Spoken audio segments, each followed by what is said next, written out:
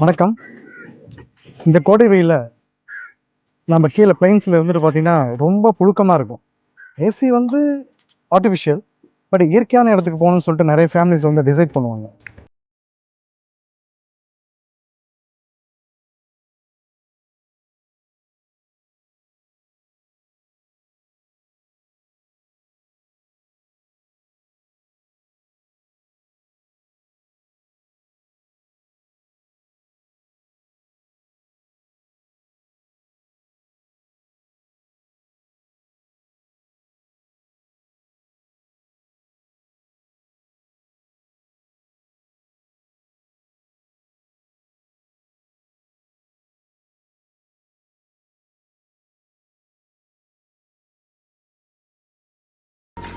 Welcome to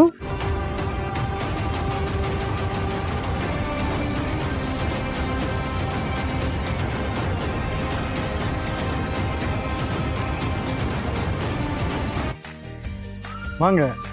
எனக்கு பின்னாடி தெரிகிற பார்த்தீங்கன்னா ஏற்காடு ஹில்ஸ். அங்கே போகலாம் சைக்கிளில். ஓகே,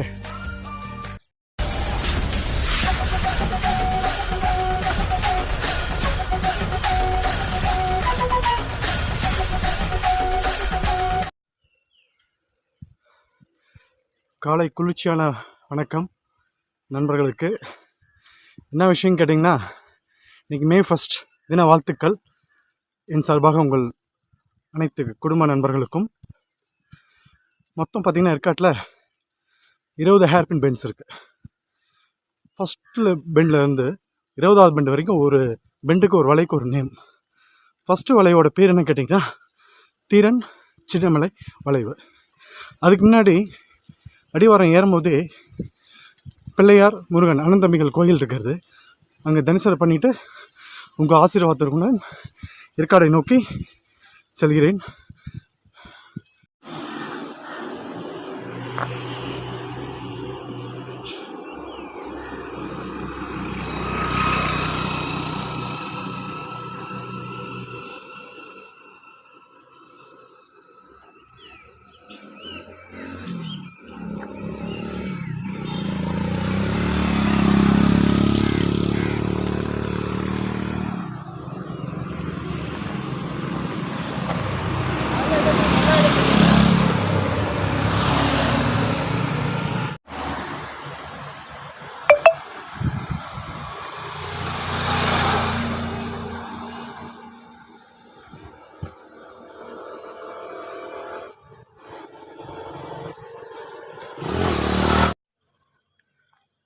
இந்த இடம் பார்த்திங்கன்னா ஏற்காட்டிலேருந்து கிட்டத்தட்ட ஒரு 3-3.5 கிலோமீட்டர் வரும். அடிவாரத்துலேருந்து கொஞ்சம் ஸ்பேசியஸாக இருக்கும். வண்டி பார்க்கிங்க்கு, ஒரு ரிலாக்ஸ் ஆகி போகிறதுக்கு, வர டூரிசம் பீப்புளுக்கு. அண்ட் பார்த்திங்கன்னா சேலத்தோட வியூ பாருங்கள். கிட்டத்தட்ட ஒரு பார்ட் அப்படியே தெரியுது. மைன்ஸ், டேன்மேகு, டிப் ஸ்கூலு பாருங்கள், நல்ல விவசாய நிலங்கள், அது மாதிரி நிறைய இடம் பாருங்கள் உங்களுக்கு எல்லாம் வியூவாக தெரியுது. ஒரு டர்ன்லேருந்து பார்த்தீங்கன்னா மேட்டூர் ரோட் டேம் கூட தெரியும். நான் பார்த்துருக்கேன், நண்பர் ஒருத்தர் காமிச்சிருக்காரு. ஸோ இது ஒரு ரம்யமான ஒரு என்ஜாய் பண்ணக்கூடிய விஷயம் இந்த கோடையில். ஓகே, அவருக்கானா ஜி எங்க ஜி மிஸ் பண்ண முடியாது நீங்கள். ஓகே, கேமராவில் தான் இருக்கீங்க, ஃபுல் வியூவில் தான் இருக்கீங்க. அந்த வியூவில் பார்த்தீங்கன்னா 2 நண்பர்களை சந்திச்சேன். ஓகே, ஹாய் சொல்லிடுங்க. Hi, thank you. இப்போ நம்ம எங்கே இருக்குன்னு பார்த்தீங்கன்னா சேலத்துலேருந்து 5 கிலோமீட்டர் வந்து அடிவாரத்துலேருந்து 60 அடி பாலத்துக்கு நிற்கிறேங்க. இது பாருங்கள், ஃபுல்லாக பைக்ஸ் நிற்குது. கீழேருந்து வந்துடுவாங்க, இங்கே அழகாக பார்க் பண்ணுவாங்க. அழகாக ஹில்ஸில் ட்ரக்கிங் போயிட்டு பைக் எடுத்துகிட்டு அவங்க ஸ்பாட்டுக்கு போயிடுவாங்க.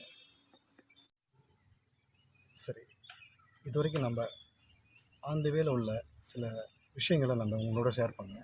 இப்போ எங்கே போயிட்டுருக்கோம்? ஏற்காடு போயிட்டுருக்கோம். ஸோ ஏற்காடை பற்றி நம்ம என்ன தெரிஞ்சுக்கணும்னு கேட்டிங்கன்னா, ஏற்காடு வந்து பார்த்திங்கன்னா கிழக்கு தொடர்ச்சி மலைத்தொடரில் உள்ள செருவுராயன் மலை தொடரில் அமைந்துள்ளது. இது வந்து கடல் மட்டத்திலிருந்து பார்த்திங்கன்னா 1623 மீட்டர் உயரத்தில் உள்ளது.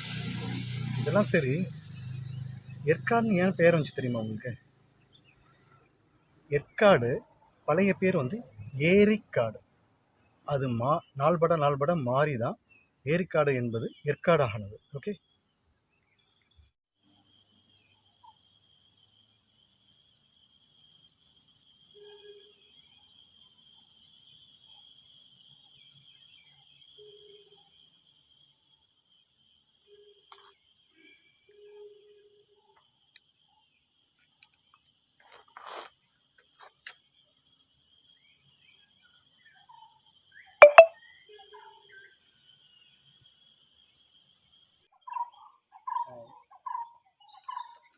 அப்படியே 60 அடி பாலத்துலேருந்து 40 ஃபீட் போகிற வழியில் நம்ம நண்பர்கள், அதாவது ஹோலி கிராஸ் 7th ஸ்டாண்டர்ட் 2 பேருமே படிக்கிறாங்க. அவங்க ஃபாதரும் அப்படியே ஆன் த வேல அவங்க வாக்கிங் ரெகுலராக வந்துட்டுருக்காங்க. வாக்கிங் போகிறாங்க, ட்ரெக்கிங் போகிறாங்க, சம்டைம்ஸ் சைக்கிளிங் போகிறாங்க. ஓகே,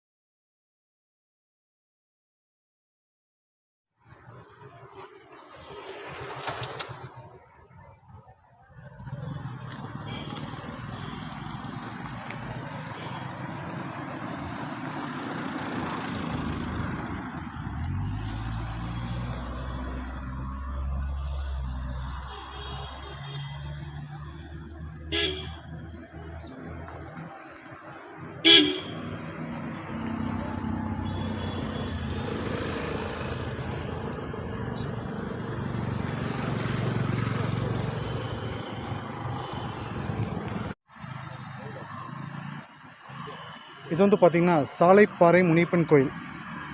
ஏற்காடு அடிவாரத்துலேருந்து இது 15வது கிலோமீட்டரில் இருக்குது. கிட்டத்தட்ட இன்னும் ஒரு 5 கிலோமீட்டர் என்னுடைய ட்ராவலிங் இருக்குது. நடுவில் பாருங்கள் ஒரு சின்ன ஒரு மெசேஜ்.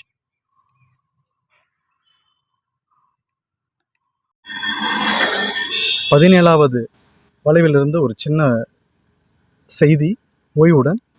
அதாவது பார்த்திங்கன்னா, நீலகிரி மலை ஒரு கோடை வாழிடமாக தேர்ந்தெடுப்பதற்கு முன்னாடியே கிபி 1819 பார்த்திங்கன்னா இந்த ஏற்காடு மலை ஆங்கிலேயர் அதிகாரினால் சேரன் மலையை தேர்வு செய்ய முடிந்தது. ஊட்டி மலைக்கு முன்னாடி அதை தேர்வு செஞ்சுருக்காங்க. அதே மாதிரி முதல் முறையாக ஏற்காட்டில் யார் ஃபஸ்ட் குடி வந்தாங்கன்னு பார்த்திங்கன்னா, நம்ம சேலம் மாவட்ட ஆட்சியர் ஆகியிருந்த மிஸ்டர் காக்பர்ன் சொல்லிட்டு 1819 1829 ஃபஸ்ட்டு முறையாக வந்து ஏற்காடுக்கு வந்து குடியேறினார். சரி, இந்த ஏற்காடு எந்த மன்னர் ஆட்சி செய்தார்னு கேட்டிங்கன்னா, சேர மன்னன் ஆட்சி செய்தார். அதனால தான் ஏற்காட்டுக்கு வந்து சேரராயன் மலைன்னு ஒரு பெயர் கிடைத்தது. நன்றி.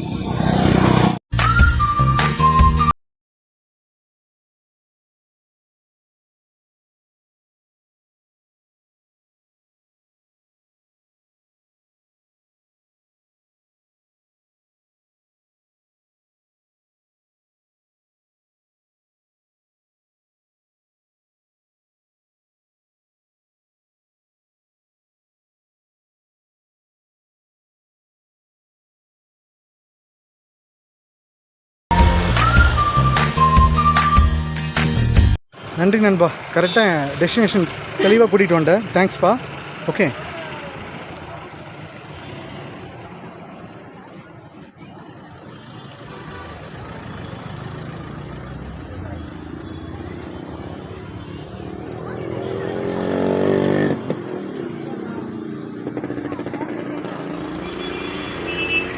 இதில் என்னன்னு கேட்டிங்கன்னா கடைசியாக பாருங்கள், நம்ம நினச்ச மாதிரி சொன்ன மாதிரி ஏற்காடு போட் ஹவுஸ் வந்தாச்சு.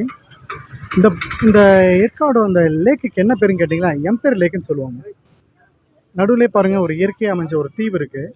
அதில் வந்து பார்த்திங்கன்னா டீர் பார்க்குன்னு சொல்லுவாங்க. இங்கே டீர் இருக்கும், வெள்ளை வெளிகள், ஸோ நிறைய விலங்குகள் அனிமங்கள் உள்ளே வந்து அனிமங்கள் இருக்குது. சரிங்களா?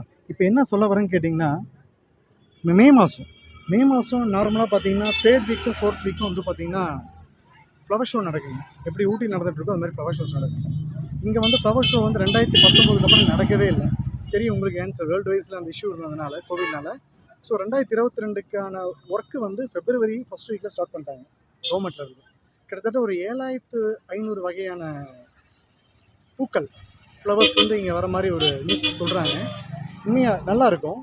கண்டிப்பாக இது வந்து பார்த்திங்கன்னா ஏழைகளின் ஊட்டின்னு சொல்கிறாங்க. அதே மாதிரி நமக்கு கிடைச்ச ஒரு வரப்பிரசாதம். இங்கே சேலம் மால் மக்களுக்கு பார்த்திங்கன்னா ரொம்ப நியர்பை, செலவும் கம்மி, டக்குன்னு வந்துருப்போம். இல்லை 1 hour பைக்கில் வந்தீங்கன்னா 1 hour உங்களுக்கு டிரான்ஸ்போர்ட்டேஷன்ஸ் எல்லாமே உங்களுக்கு இருக்குது. இந்த வாய்ப்பை யாரும் மிஸ் பண்ண வேண்டாம். ஏன்னா கோடை வெயில் வந்து ரொம்ப அதிகமாக இருக்குது.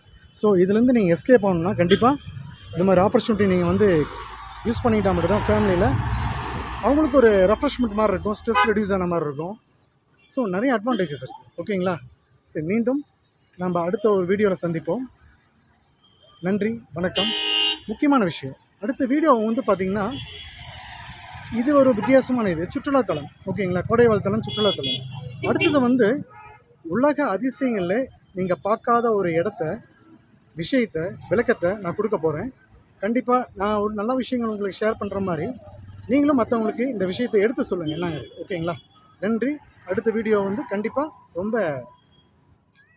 டிஃப்ரெண்ட்டாக இருக்கும். ஓகே, வணக்கம்.